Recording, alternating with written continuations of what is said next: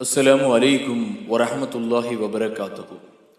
இந்த மூன்றில் அனைத்து நோய்களுக்கும் நிவாரணம் இருக்கிறது என்றார்கள் இறை தூதர் ஸல்லல்லாஹு அலைஹி வஸல்லம் அவர்கள்.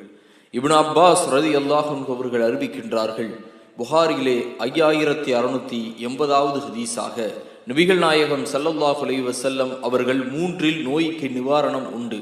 தேன் அருந்துவது, அதை போல இரத்தம் வெளியேற்றும் கருவியால் உடலில் கீறுவது, அதாவது ஹிஜாமா செய்வது, தீயால் சூடிட்டுக் கொள்ளுவது, அதாவது ஹிஜாமாவிலேயே தீ போன்று ஒரு மருத்துவ முறை இருக்கிறது, அதை செய்து கொள்ளுவது, அந்த மூன்றும் குணமாகும். ஆனால் தீயில் சுட்டி கொள்ள வேண்டாம் என என் சமூகத்தை நான் தடை விதிக்கிறேன் என்றார்கள் இறை தூதர் ஸல்லல்லாஹு அலைஹி வஸல்லம் அவர்கள்.